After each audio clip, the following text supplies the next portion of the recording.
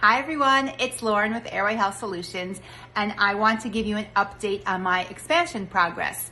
So in my last episode, you may have noticed that I wasn't on camera because I wasn't feeling well. I had COVID. I am back to normal, thankfully, and so is my routine. So I did want to share with you my progress to date. So here is my upper expander. Okay, so you can see now there's a nice gap there, and I can actually feel for the first time a little bit difference with my tongue placement. I am able to do my myofunctional exercises and actually place the posterior part of my tongue into the palate. So that was exciting for me, okay?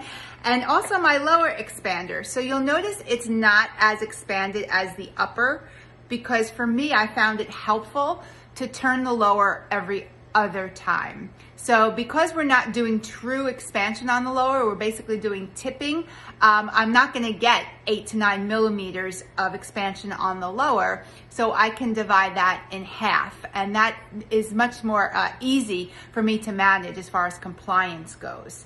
So I just wanted to share with you how I mastered more so than I first had my expansion of speaking with the expander. It's still not Zoom worthy per se, but I did want to share with you how through biofeedback we adapt to these appliances, and I'm not drooling or slurping nearly as much as I did in the beginning. So let me show you here.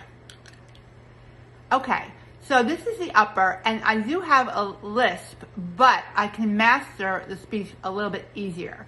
It's more difficult when I put in the lower.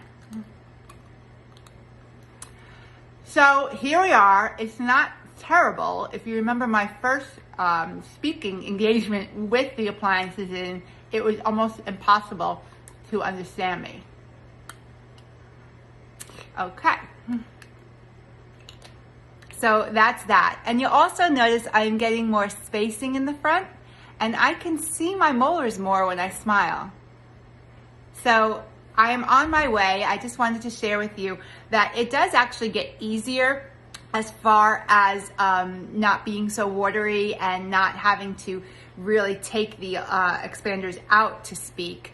But it does get grueling a little bit with the compliance, so you really have to be on board. Your patients need to be on board. It is a commitment. If you do fall off the rails, you can get back on. This is slow expansion. So as I mentioned in my last blog, it may not be 9 months to build my new Airway, but maybe more like 10 to 12. And I'm okay with that.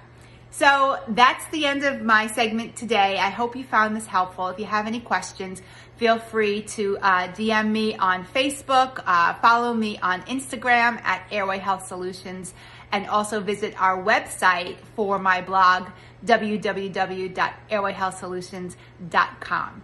Look forward to seeing you all, and hopefully this was helpful. Talk to you soon.